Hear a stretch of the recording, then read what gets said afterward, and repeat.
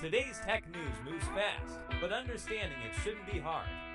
That's why Snarful Solutions Group brings you Connecting the Dots, where we break down what's happening in tech and why it matters to you. Now, let's dive in with your hosts. All right, so hey everyone, and welcome back to Connecting the Dots. Yeah, welcome back. Here at Snarful Solutions Group, we like to think of ourselves as your shortcut to, really getting what's going on in the tech world, That's right, yeah. Especially for those of you who don't live and breathe this stuff every single day, we kind of cut through the noise and bring you the updates that actually matter, especially how they might affect your daily life. Yeah, think of it as we're connecting the dots between all these different headlines. So you don't have to. Exactly. So today is March 27th. 27th, yeah. And we've got a handful of really interesting stories to dive into. We do. So let's just jump right in, huh? Let's do it. Okay, so the first one, this is a company you might not have heard of directly. It's called CoreWeave. CoreWeave, right? But they're a pretty big deal behind the scenes. Oh, yeah, big time. They're a cloud computing provider, which basically means they run these massive data centers. Huge. Filled with powerful computers, tons of them. Yeah, and then other companies use those. Yeah, so instead of every single website or app having to build their own huge computer infrastructure. Right, it's way more efficient. They can just rent out space and computing power from CoreWeave. Yeah, it's kind of think of it like electricity, right? You don't have your own personal generator. Right. You just plug into the grid. It's the same concept. Makes sense. So they're providing that grid, essentially, for computing. And here's where it gets interesting. Okay. According to Bloomberg, CoreWeave is kind of changing their plans a bit for going public, doing what's called an IPO. Right, IPO, yeah. Which is basically when a private company offers their shares to the public for the first time. First time, yeah. To raise some money. Yeah. And initially, they were thinking of offering, more shares at a higher price. Ambitious. But now, it looks like they're going to offer around 37.5 million shares at $40 each. Okay, so scaling back a little. Yeah, just a tad. Interesting. So what do you think this means for, the average person who uses tech every day? Well, I think, when a company tweaks their IPO like that, it often kind of tells us a bit about the bigger picture. How's the economy doing and how confident are investors feeling? In this case, it could be a sign that investors are maybe a little more hesitant. About tech. About tech growth in general right now, yeah. Makes sense. I mean, we hear about that all the time. Oh, yeah, it's a hot topic. So how does this actually trickle down to, the apps we use, the stuff we do online? Well, you got to think about it like this. Companies like CoreWeave, they're the backbone of a lot of the online services and AI tools that we all use. So if they're facing, a tougher market, it could mean potentially a slightly slower pace of investment and innovation. Okay, so it slows things down a bit. It could, yeah. So the apps on our phone, the AI features we use, all that. It's all connected. Interesting. It's imagine if the main supplier of building materials for new homes suddenly hit a snag. It could slow down how quickly those houses get built. It's all a chain reaction. Exactly. It's a domino effect. That's what all comes back around. It always does. All right, let's switch gears a bit. Okay, what do you got? Let's move from the digital infrastructure to something a little closer to home. A little more tangible. Yeah, like our grocery shopping. Yeah. Yes. Instacart. Of course. That super helpful delivery service. Yeah, lifesaver.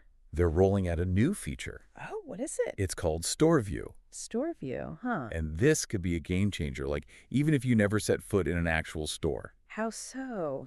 So The Verge is reporting that Instacart's going to be paying shoppers to record videos. Videos of what? Of the store shelves. Really? Aisle by aisle. Wow. The goal is to create a real-time inventory visually. So you can actually see what's there. Exactly. So you'll know if that specific brand of pasta you love is actually in stock. Or if it's, totally wiped out. Exactly. That's amazing. I hate those empty shelves. Yeah. And this is starting with select retailers for now. Okay, so a pilot program. Yeah, exactly. Cool. So, just imagine you're about to place your Instacart order, and you can basically walk down the aisle virtually. That's so cool. See everything that's there. No more surprises. No more surprises. No more substitutions. Yeah, think about how many times you've placed an order and then gotten that notification later. Ugh.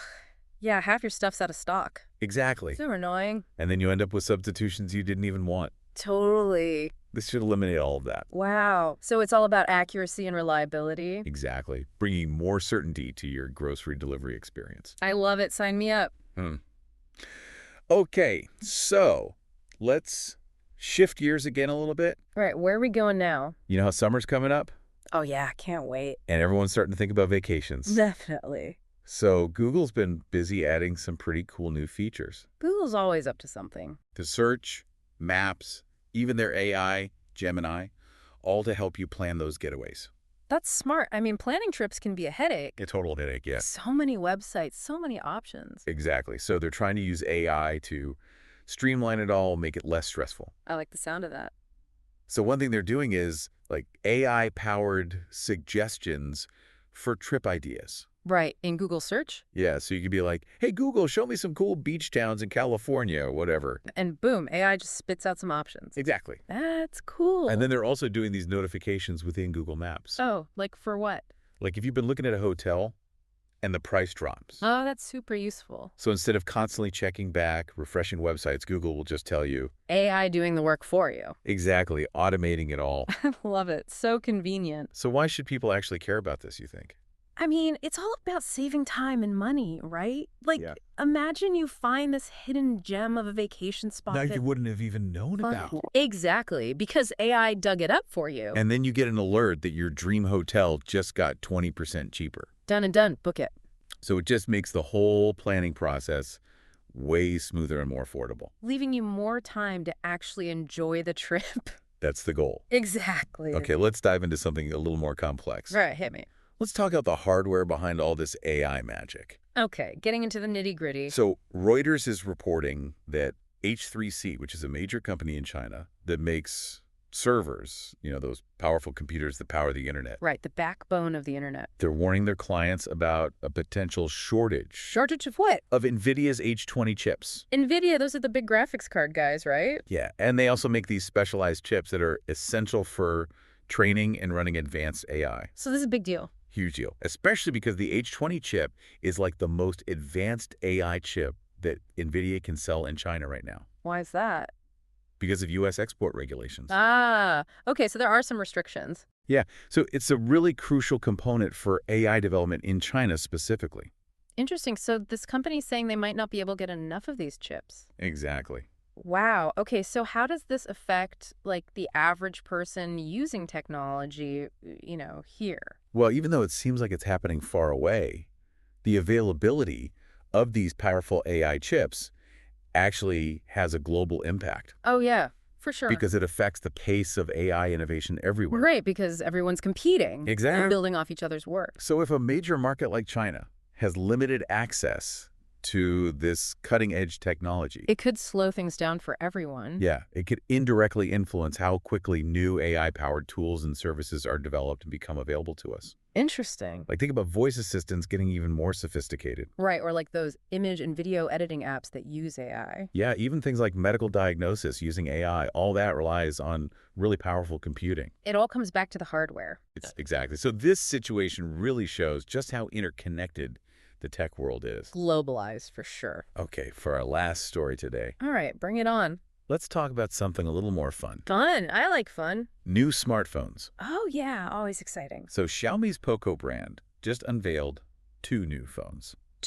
Okay, what are they called? The F7 Ultra. Ultra, okay. And the F7 Pro. Pro. All right, so like a premium and a slightly less premium version. Exactly. And The Verge has all the details. Lay it on me. So the F7 Ultra, it starts at $649. All right, so not cheap. Yeah, but it's got all the bells and whistles, big 6.67-inch display. Ah, that's huge. Poco Snapdragon 8 Elite processor. Okay, so super fast, smooth performance. Exactly, and it can handle pretty much anything you throw at it. Nice. Triple rear camera system for like amazing photos and videos. Gotta have a good camera these days. Oh yeah, essential. Yeah. Well, super fast charging, 120W wired charging. Okay, so you can juice it up in no time. Yeah, and it's also IP68 water and dust resistant. Oh, so it can survive a little bit of everything. Pretty much, yeah. That's impressive. And then the F7 Pro. The more affordable one. Yeah, it starts at $499 time. Okay, a little more reasonable. Still has a ton of great features. So for people who aren't, dying to get the latest and greatest phone? Yeah, it's a great option. Makes sense. So even if you're not in the market for a new phone right now, I think these announcements are still interesting. Oh, yeah. Because they give you a glimpse into where mobile technology is heading. Right, like what's coming down the pipeline. Exactly, because what's cutting edge today Becomes mainstream tomorrow. Exactly. So it's like a sneak peek into the future. And usually those features trickle down to the more affordable phones eventually. It's true. It's like with cars, you know? You look at the concept cars to see what might end up in regular cars a few years down the line. That's a good analogy. So we can kind of see where things are going with phones based on these high-end models. Makes sense. Cool. So that's a wrap for today's stories.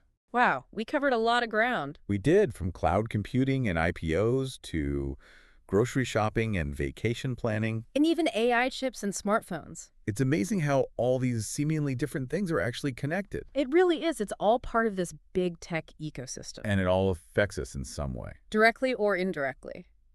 So hopefully this is giving you a better understanding of what's happening in the tech world. And why it matters. And why it matters, yeah. To all of us. Well, and that's it for this edition of Connecting the Dots. Thanks for joining us. We are here to help here at Snarful, so reach out on our website if you have any more questions. Yeah, we'd love to hear from you. Thanks for listening. Hey, Zach. That's a wrap on today's top stories. Remember, tech doesn't have to be complicated, and we're here to help connect the dots. If you've got questions or want to learn more, visit us at snarful.com. Thanks for listening, and we'll catch you next time.